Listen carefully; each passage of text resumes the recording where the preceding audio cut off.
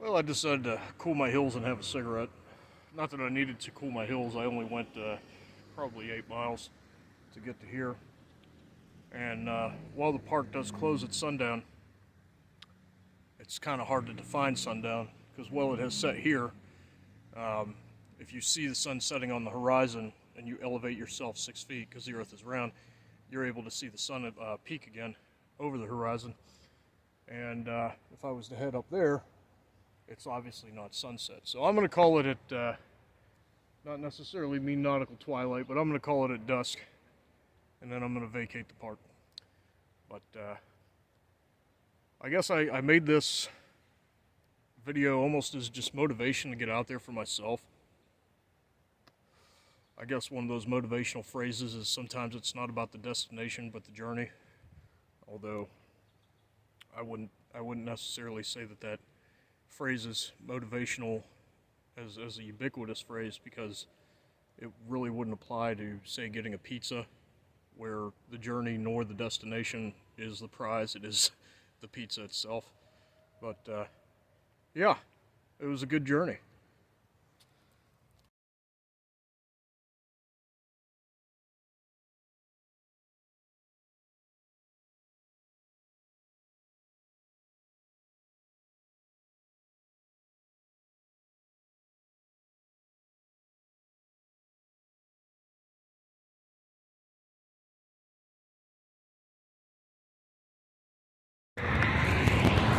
Look at the size of that guy.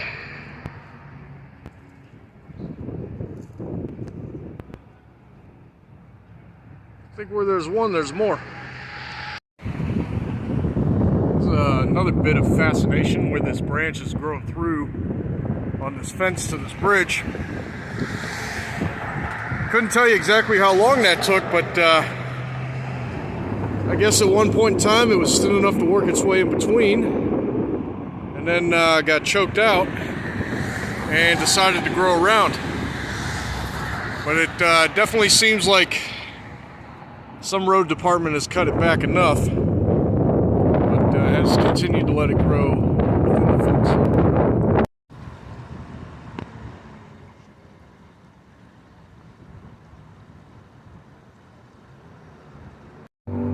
Here's another one of those unassuming buildings. If you were just driving past, you probably wouldn't even notice this one piece of glass block busted out.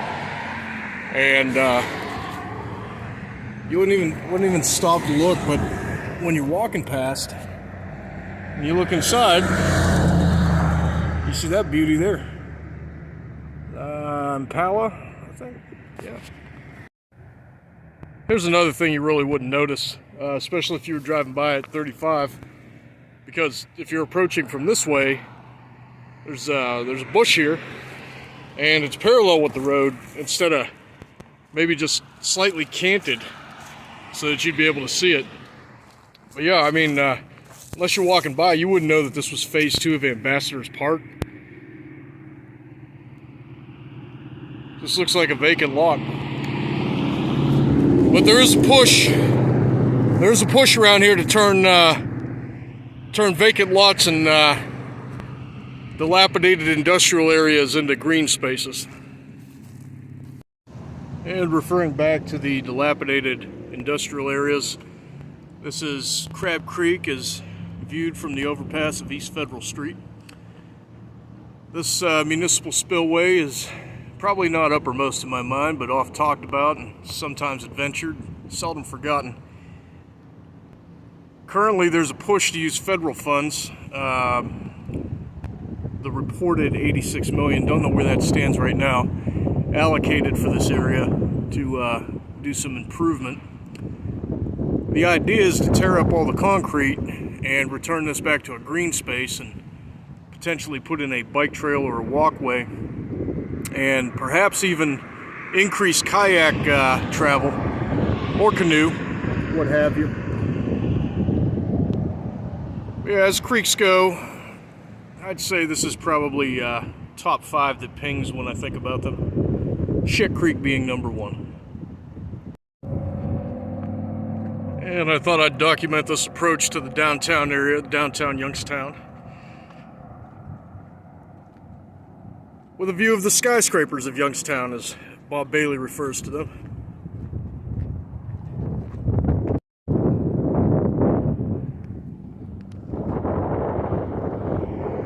Another thing of note coming from the bridge is Valley Food Systems. Right here in good old Youngstown, Ohio. This is where you get your prepackaged rations in the Ohio Army National Guard. Without doing any research, it'd be almost impossible for me to tell how old this is. But somehow I doubt it was this February.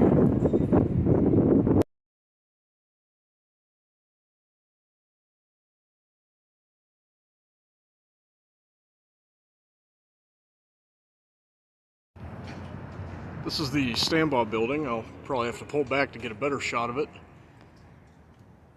But it is referred to as a skyscraper. So I guess Bob was right. Now a wider angle view of the standby building, which by the way is now a Doubletree Hotel, as evidenced by the flag.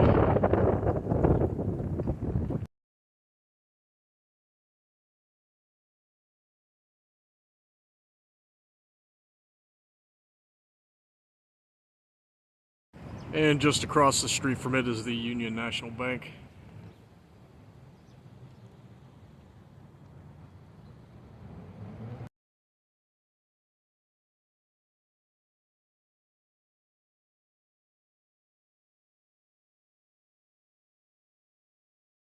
While this has little to do with the current conflict, it is amazing how the history of these industrial towns where immigrants come to, it's amazing how they reach back to the areas from where they came from, or the people from which they came from.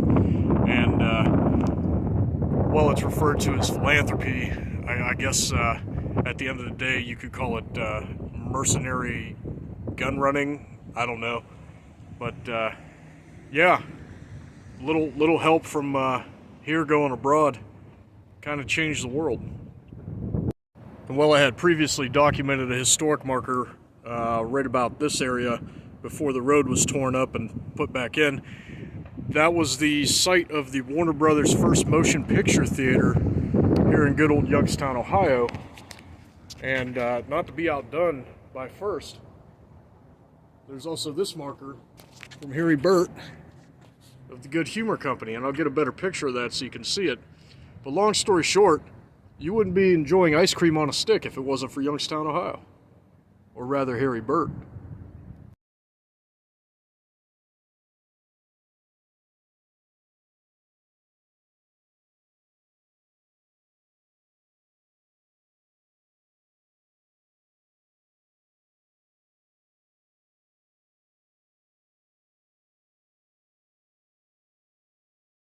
And before I cross over the bridge on Mahoning Avenue out of downtown, I wanted to stop by and document this small yet important erection that memorializes the site of where the three main founders of Youngstown had met 228 years ago.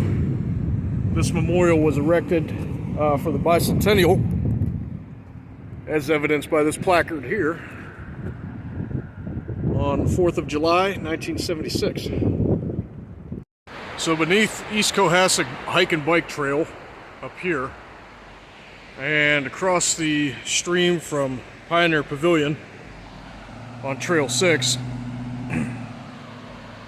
this is where Lake Cohasset empties in, forms this tributary and feeds Lake Glacier that spills into the Mahoning.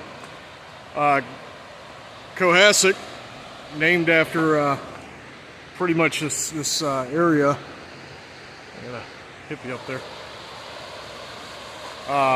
Dates back, I forget how that translates from Algonquin. A lot of their words translate to like people of insert some water. Yeah, this is oft used as a site for graduation pictures, wedding pictures, a few amateur porn stars filling out their portfolios. Yeah, pretty scenic area, and I'll run up to the top here, get a better view of Lake Cohasset. Yeah, this is one of the most oft-used trails. I've been using the word oft quite often. But yeah, very picturesque, very nice, very serene. So much so that George and Ellen Groza put a park bench here so that you can sit and appreciate it. And like I said, often used trail, pretty well used. They just finally put this, I guess you'd call it pea gravel, but they this used to just be basically dirt trampled down, but they filled it out. So from that bench back there, probably got another mile on the trail. Like I said, very picturesque. Kind of catch the sun from this angle. I don't know if you could see it as well as I can, but this trail basically handrails Lake Cohasset for pretty much all the way to the flats. It's just about a mile from here. You guys are fine. You're not going to photobomb anything important. It's all good. It's going well. But yeah, the trail, frequented by runners, also offers some pretty good hill climbs. And what I'm going to do is I'm going to leave the trail and I'm going to go up a hill and I'll go to the East Cohasset hike and bike. So this is one of those switchbacks and hill climbs that I was talking about that leads up to the road.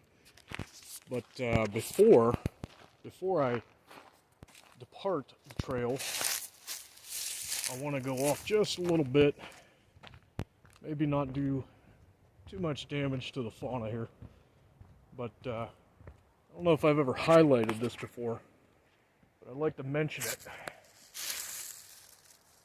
This is, let's crack off the whole thing. This is known as scouring rush. You can hear this. It's got a roughness and a corrugation to it, and I guess the pioneers used to use it to scour their pots and pans. But yeah, it's pretty durable, kind of rough.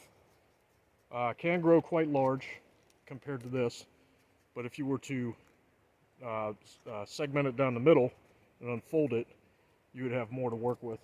Yeah, little something for you. Heading up that way. Well, I'm typically not a rule breaker. I will remain that way. In years past, where this says no trespassing right now on this archway, I was going to get a shot of the trail below, and then I thought, nah. But I'd been on it a significant amount of times when it was actually open, way back in the day.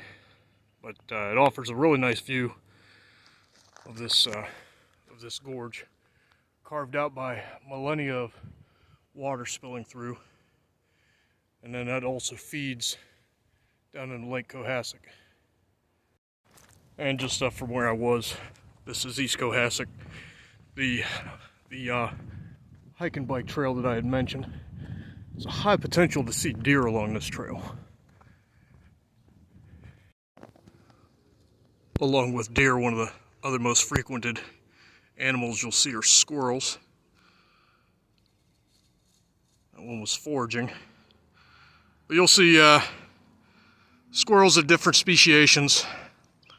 None that I could name taxonomically, but this one is a fox squirrel, as annotated by its red-brown tones and big bushy tail.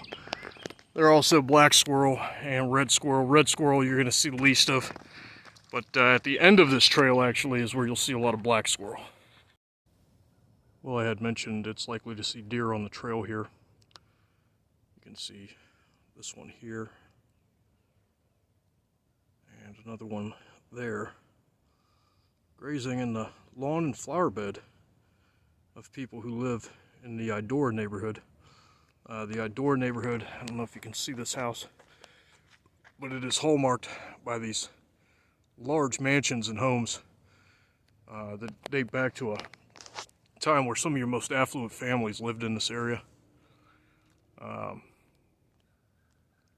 Some of their descendants have either moved back or continued to occupy it. It's also been bought up by people who wanted to preserve the neighborhood. It's definitely one of the jewels of the south side of Youngstown.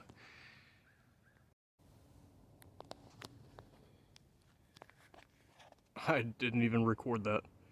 I don't know why. Anyways, I don't even know if I could still see any of them. Yeah, drat.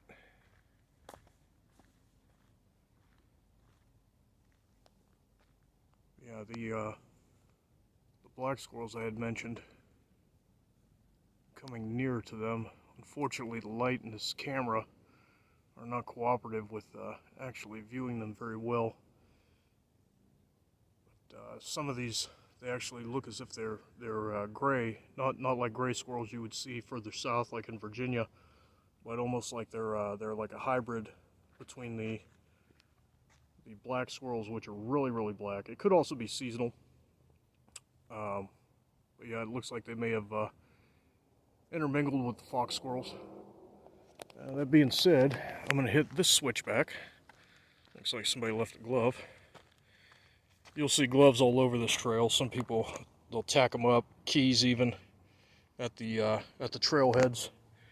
But I'm going to head back down to Trail 6 on this switchback and end the video at the flats. And well, I'd probably only descended about 60 feet in total. The thermocline and being close to this water, I feel like the temperature has dropped approximately 10 degrees. And this bridge didn't always exist. It used to just basically go down and through this creek.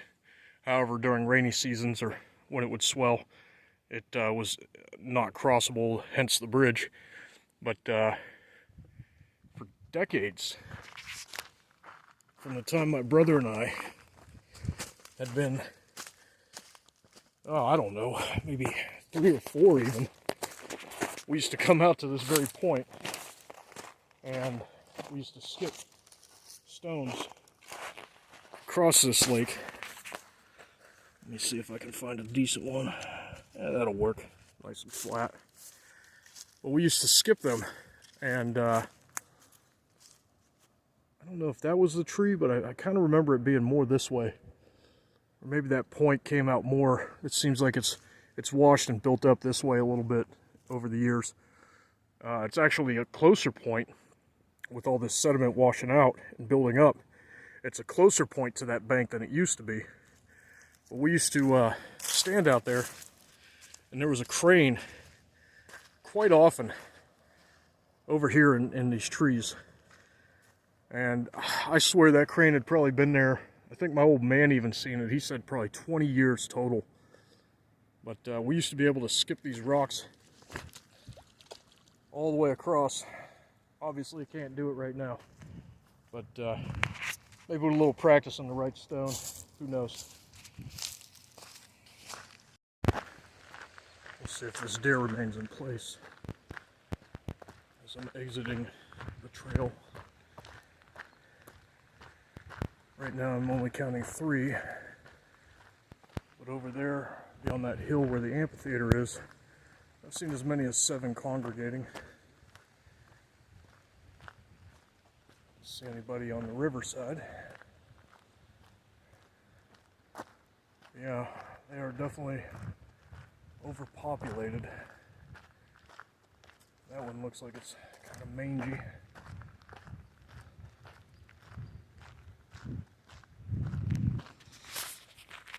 And that manginess, again, could be a changing of the season, but I'm only seeing it on that one, and I hadn't seen it on any other ones down here. So it could be a sign of malnutrition, which tends to happen when you have an overpopulation, because the deer, they can only eat so much of what's on the ground, and so much at a certain height at which it's growing. So the competition is high. And okay, I finger fucked that and it stopped. But as I'm exiting the trail, I'd like to point out this landmark. It's noted as the suspension bridge, locally known as the Silver Bridge. The site of many a marriage proposal, pictures, and graduation pictures and Facebook pictures and posts. I myself have never done so. I'm not given to such frivolities, although I do acknowledge the irony of me videoing this and claiming that I've never taken a picture on this bridge. I'm also not without my sense of humor. So once again, Trail 6 terminates. Actually, it depends where you start, but it either goes from Pioneer Pavilion to the flats or from the flats to Pioneer Pavilion. This is, again, the flats as annotated by the sign, and I wonder if you can guess why.